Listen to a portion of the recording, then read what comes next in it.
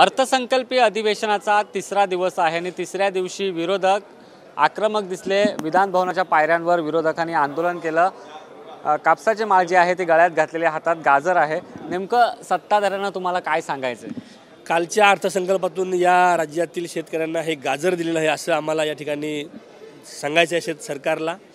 कारण आधारभूत किंमत खरेदी ही जी सरकारची योजना आहे आणि सरकारने हमीभाव याचा द्यायचा होता। आता मोदीची गॅरंटी देत सगळीकडे फिरत आहेत, परंतु मागच्या 10 वर्षामध्ये शेतकऱ्यांना आधारभूत किंमत खरेदीच्या माध्यमातून भात, नागली, बरई, कापूस, सोयाबीन, कांदा या सर्वच पिकांना त्या ठिकाणी योग्य तो भाव न दिल्यामुळे शेतकरी पूर्ण देशामध्ये आंदोलन करत आहेत।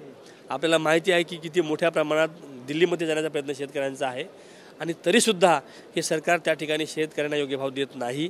म्हणून या कुंभकर्णी झोपेतून सरकारला जागा करण्यासाठीचा आमचा हा प्रयत्न आहे आणि म्हणून आम्ही हे आंदोलन या ठिकाणी करत आहोत। कापसाला 14,000 भाव मिळावा असं तुम्ही मागणी केली, नेमकी सरकारला निवेदन तुम्ही करणार आहात का? आंदोलन तर झालेलं आहे। आमच्या महाविकास आघाडीच्या माध्यमातून आम्ही सरकारकडे यासाठीचा निवेदन आम्ही दिलेलं आहे।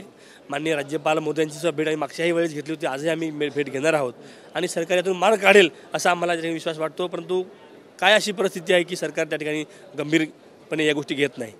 काल बजेट मांडला आणि त्यानंतर अजित पवार असतील, मुख्यमंत्री असतील, उपमुख्यमंत्री देवेंद्र फडणवीस असतील, ते म्हणाले हे सर्वसामान्यांचं बजेट आहे, हे इंटरिम बजेट असलं तरी आम्ही लोकांना न्याय देण्याचा देखील तितकाच प्रयत्न केला आहे।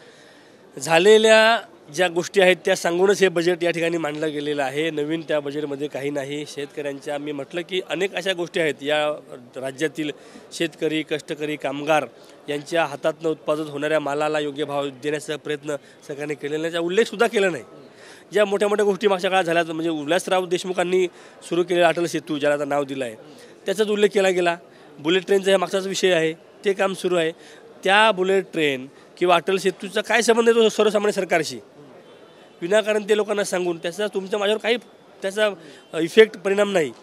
आम्हाला रोजच्या जीवनात, दैनंदिन जीवनात जे आम्हाला खावं प्यावं लागतं, जो शेतीचे जे उत्पादनं आहेत किंवा जी लोकांच्या दैनंदिन जीवनाशी निगडीत गोष्टी आहेत, त्यामुळे पेट्रोल डिझेलचा विषय असेल किंवा खाण्याच्या वस्तू आहेत, काही त्याच्यामध्ये फरक नाही, उल्लेखसुद्धा केलेला नाही। त्याच्यावर भाव कमी करण्याचं खरं म्हणजे बजेटकडे लोक डोळे लावून का पाहतात की ज्या वैयक्तिक जीवनामध्ये ज्या गोष्टी लोकांना लागतात त्याचे भाव कमी होतील का, हे लोकांना अपेक्षित असतं।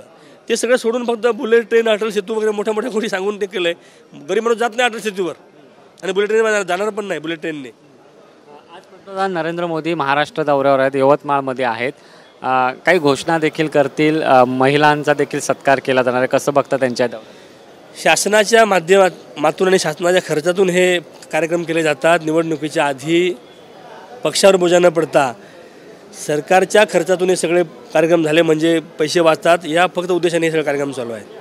त्यांना काही घोषणा करायच्या ते करणं, आधी घोषणा केल्या होत्या, 10 वर्षापूर्वी केल्या होत्या, त्यातून काय झालं? अच्छे दिन ज्याला म्हणतो आपण ते आलेत का? तुमचे आमचे आले नाहीत। 50 रुपयाच्या डिझेलला 50 रुपयाचे पेट्रोल आता आपण 107 रुपयांनी घेतोय। 48 रुपयाचं डिझेल आपण आता 96-97 घेतोय।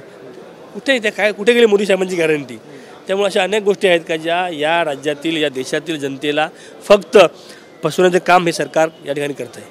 नक्कीच आपण बघतोय विरोधक आमदार जे आहेत ते आज आक्रमक दिसले आणि कुठेतरी सरकार शेतकऱ्यांना फसवत असल्याची टीका जी आहे ती विरोधकांनी केली। कॅमेरा पर्सन गजाननसह सुशांत सावंत, एबीपी माझा, मुंबई। एबीपी माझा, उघडा डोळे बघा नीट।